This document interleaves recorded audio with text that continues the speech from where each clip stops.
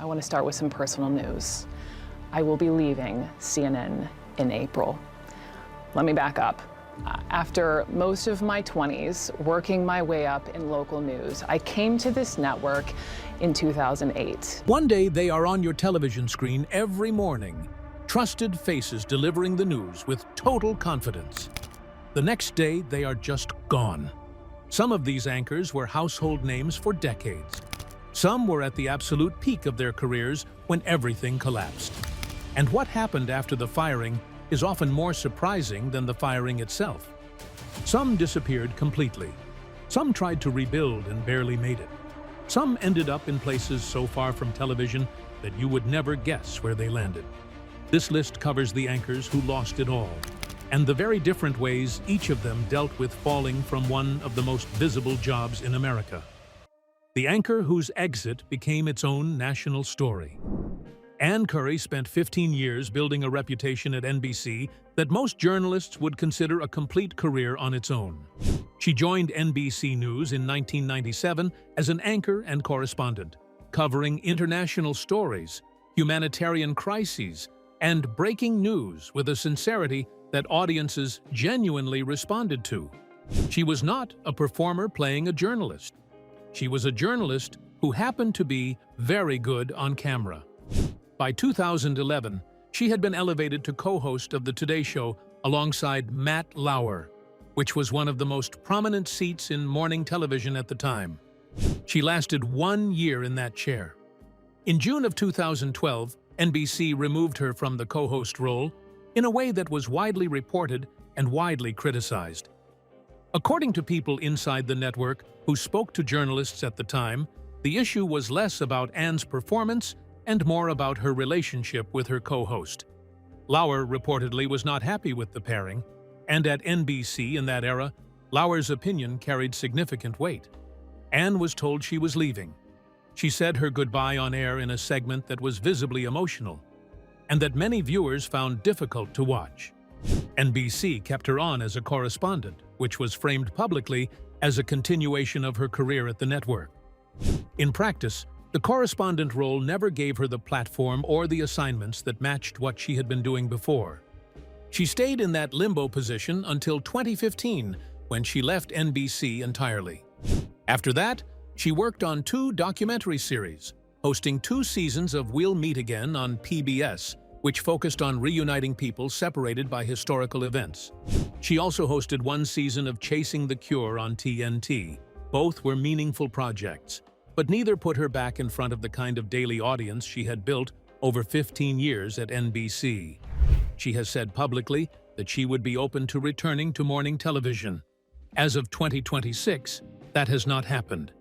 She continues to report independently and maintain a public presence, but the specific seat she held at NBC and the visibility that came with it never came back. What makes her story stand out from others on this list is that her departure was not caused by anything she did wrong. She was removed primarily because of internal politics, which is a different kind of loss than most of the ones that follow. She did not make a mistake. She was simply on the wrong side of a power dynamic, and the career she had built over 15 years absorbed that consequence. The most watched anchor in America, and the story that ended everything. Brian Williams anchored NBC Nightly News starting in 2004, taking over from Tom Brokaw, who had held the chair for nearly 25 years. That transition could have gone badly. Instead, Williams built the broadcast into the most watched evening news program in America, a position it held consistently for years. His combination of authority, dry humor, and apparent credibility made him one of the most recognized news faces in the country. Then, in February of 2015, everything fell apart in a very specific and very public way. Williams had told a story multiple times over the years about his experience covering the 2003 invasion of Iraq.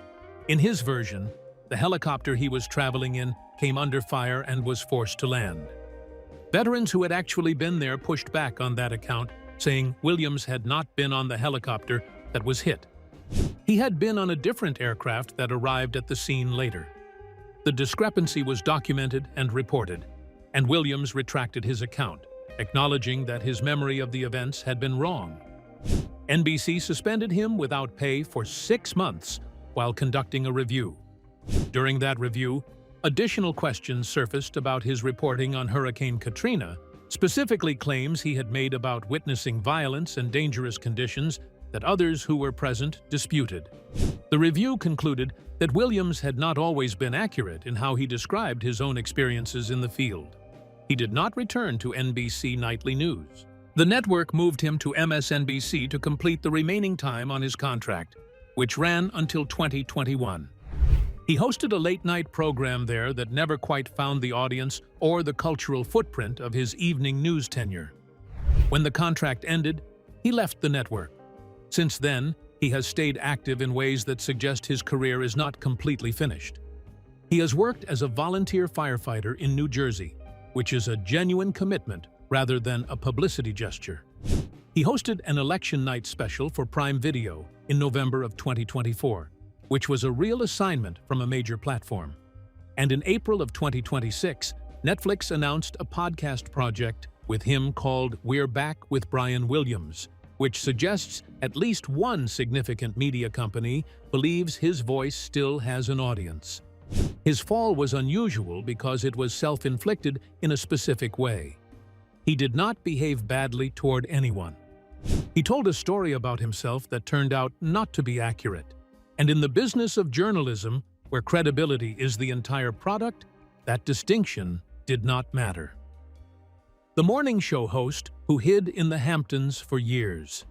Matt Lauer hosted the Today Show from 1997 to 2017, making him one of the longest-running morning television hosts in American broadcast history. For 2 decades, he was in living rooms across the country every weekday morning, a figure so familiar that his presence felt almost like furniture.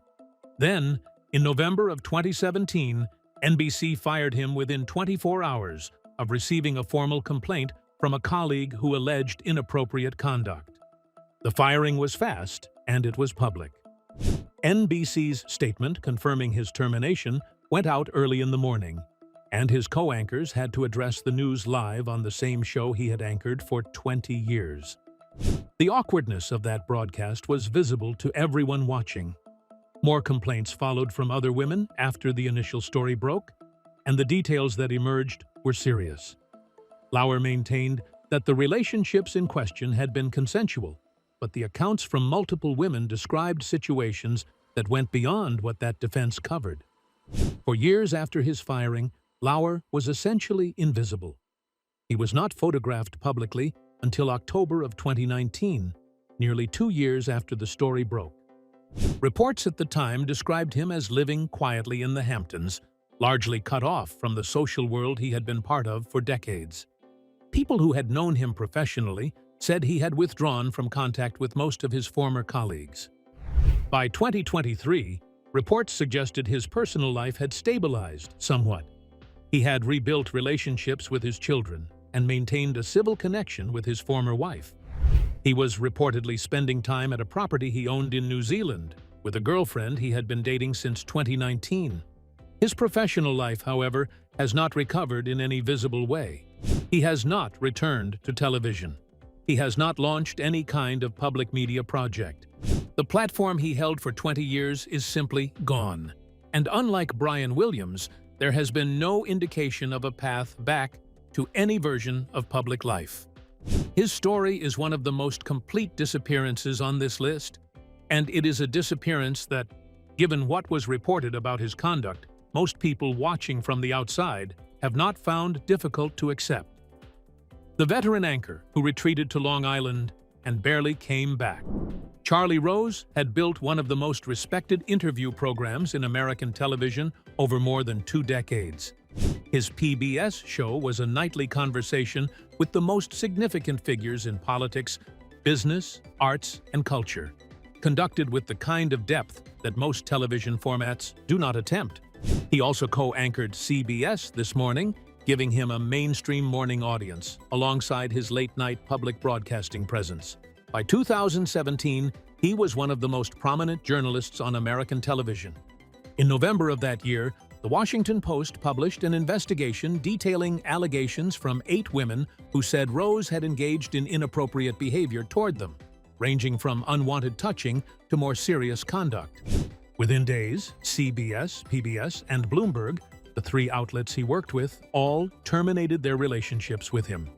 As the initial story spread, additional women came forward with similar accounts, eventually bringing the total number to over 30.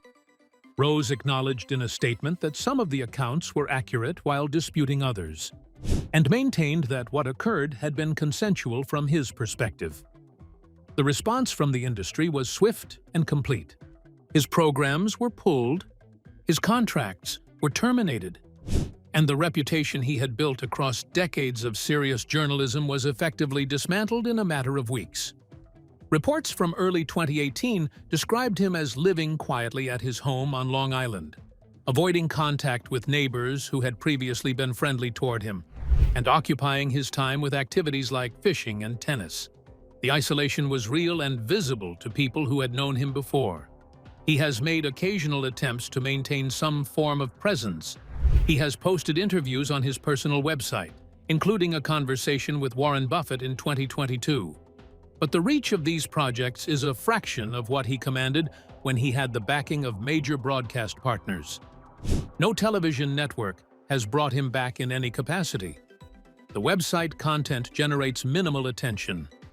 His case is one of the most complete professional endings on this list, primarily because the conduct he was accused of was documented extensively and involved people across multiple workplaces over a long period of time. The anchor who lied about a company computer and lost a decade of his life. Steve Kmetko spent nearly a decade as one of the most visible faces on E! News, interviewing major celebrities and covering the entertainment industry from 1994 to 2002. His style was warm, knowledgeable, and genuinely enthusiastic about the subject matter, which is harder to pull off authentically in entertainment journalism than it looks. He was good at the job, and the audience responded to him. His firing in 2002 came from a direction that had nothing to do with his journalism. He was in the middle of renegotiating his contract with E! And during that tense period, posted something on his personal website encouraging fans to write letters to the network expressing their support for him. The network asked him directly whether he had used a company computer to make that post. He said no. He had used a company computer. When the network confirmed this, they used the lie as grounds for termination. Kmetko has said in interviews that he did not fully understand what was happening at the time and that the sequence of events still confuses him years later. What he does understand is what came next. He tried to find work in television and was consistently told he was too closely associated with E! To be hired by competitors. The identity he had built over nearly a decade at one network became the thing that blocked him from working anywhere else. He eventually left Los Angeles and moved to Chicago to take care of his aging parents. He took a job at an Apple store. The gap between that reality and where his career had been was significant enough that he has described turning to alcohol to manage the difficulty of it. He spent years drinking heavily before getting sober around 2016. The Chicago years were significant in ways that went beyond the personal struggle. He was essentially starting over from nothing in a city where nobody knew him as a television personality, working a retail job alongside people who had no idea he had spent a decade interviewing the biggest names in Hollywood. That kind of anonymity, after years of being a recognizable face in a very visible industry, carries its own particular weight. He has spoken about that period as one of genuine reckoning, a time when the distance between who he had been professionally and who he was daily forced him to figure out which of those versions of himself was actually real. Since getting sober, he has worked to rebuild some version of a public profile through a podcast called Still Here Hollywood, where he interviews people connected to the entertainment industry. He has been candid about his sobriety and the years that led up to it, which has given his audience a more complete picture of who he is than his E! News persona ever did. But the guests he is able to book and the audience he can reach are both considerably smaller than what he had at the peak of his television career. His story is the most quietly devastating one on this list because the original mistake was so small compared to the consequences it produced. A lie about a computer cost him the career he had spent a decade building. The anchor fired for a drunk tweet, and the journalist who hid her firing for 3 years. Terry Moran had worked as a senior national correspondent for ABC News for decades, covering stories across the country and building a reputation as a serious and experienced journalist. His career ended in June of 2025, not through a conduct investigation or a long-developing internal conflict, but through a single post on social media made late at night. Moran posted a message on X criticizing the president and a senior White House official using language that his employer considered a violation of the network's editorial standards for journalists. A BC suspended him immediately and fired him 2 days later. Moran later acknowledged he had been drinking when he made the post, but he also made clear that he stood behind the substance of what he had said and had no regrets about saying it. The tweet was deleted, but not before it was documented and widely circulated. What makes his case particularly interesting is the position he took afterward. Most journalists in his situation would have issued a careful apology, expressed regret about the timing and the language, and attempted to preserve whatever professional relationships remained. Moran did not do that. He said publicly that he meant what he wrote, and that the only thing he regretted was the circumstances under which he wrote it. That stance closed doors that a more conciliatory response might have left open, but it also reflected a consistency of character that his defenders pointed to as evidence that his journalism had always been driven by genuine conviction rather than institutional positioning. Since his firing, Moran has launched a Substack newsletter focused on political commentary. By May of 2026, it had around 110,000 subscribers, which is a real audience by newsletter standards, but a fraction of the millions of viewers he reached as part of a major broadcast network. He has not returned to television in any capacity. Brooke Baldwin's story is different in structure, but equally revealing about how these departures actually happen behind the scenes. She joined CNN in 2008 and built a reputation over 13 years as one of the network's most capable daytime anchors. In February of 2021, she announced on air that she was leaving the network. The announcement was framed as her personal decision to pursue other things. 3 years later, in a 2024 essay for Vanity Fair, she disclosed that the departure had not been her choice. She had been fired. The situation that led to the firing had begun years earlier when she relocated from Atlanta to New York, but her executive producer stayed in Atlanta. She described his behavior changing after the move, becoming difficult and unprofessional. She requested a different producer, which she noted was a standard request in the industry. The request was denied, and she was taken off air for 2 months. In January of 2021, she was let go entirely. The decision to wait 3 years before telling the real story publicly is itself worth understanding.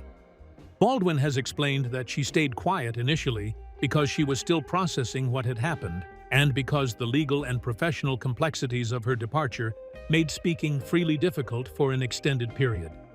The Vanity Fair essay, when it finally came, was specific and detailed in ways that a statement made immediately after the firing would not have been.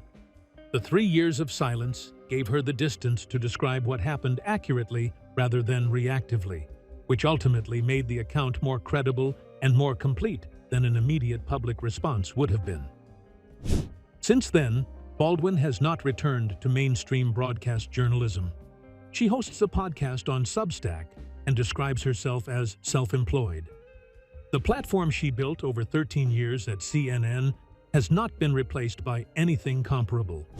Both Moran and Baldwin represent different versions of the same outcome. A long career ended abruptly, followed by a quieter life that is still being figured out. Thanks for watching. If you enjoyed this video, be sure to like and subscribe to our channel. For more interesting stories like this, be sure to click on the next video that pops up on your screen. You never know what you'll discover next.